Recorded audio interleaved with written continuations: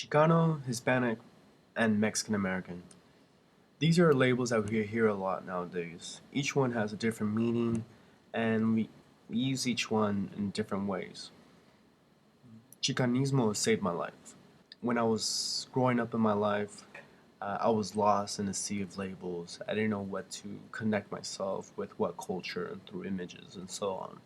It was a identity crisis. Since then, it's been my mission to promote Chicano culture, seeking knowledge and wisdom, and finding ways to preserve and promote our culture for the rest of the world.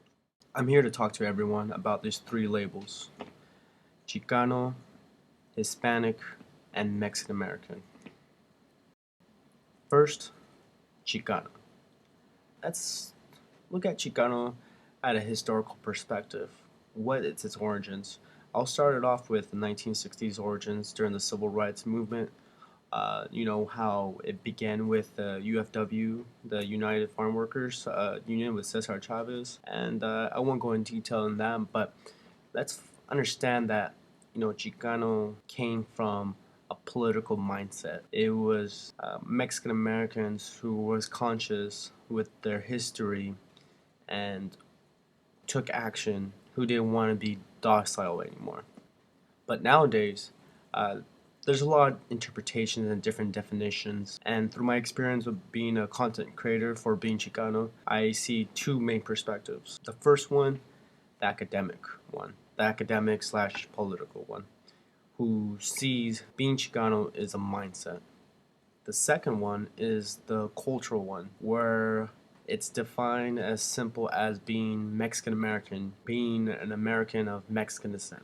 None of them are wrong, and I say they're both right. Our culture is still growing, it's still developing. How do you see Chicano being used in the future? Second point, Hispanic.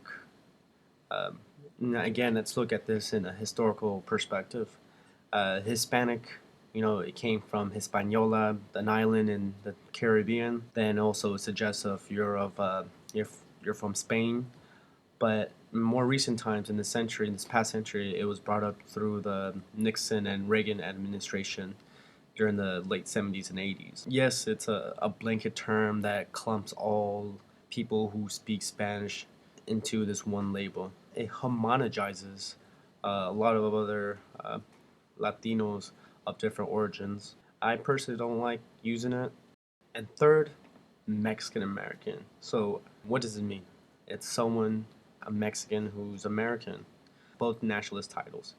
So, what does it mean to be Mexican? What does it mean to be American? Um, it's kind of a really complicated thing. You're not from here, you're not from there.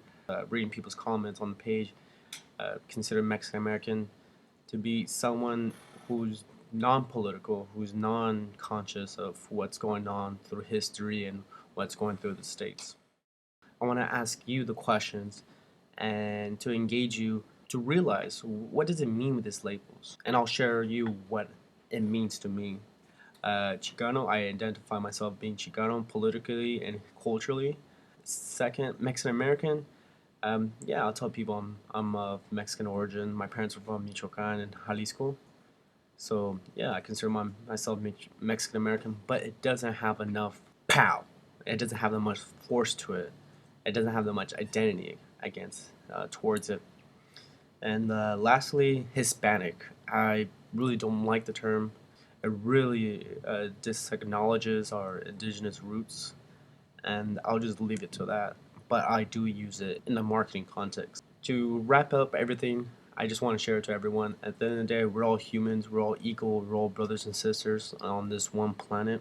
I think it's really beautiful that we could associate ourselves, hold on to a label and to be proud to it. I think it's really beautiful that all people can connect to a culture and have that cultural integrity, because if we were all the same, all assimilated, I think we'll just be like a gray spectrum. I really promote culture diversity, and I think we have all right to promote and preserve our culture of the Chicano. So comment below and let me know what you think about these labels. I'd love to hear from you. si se puede.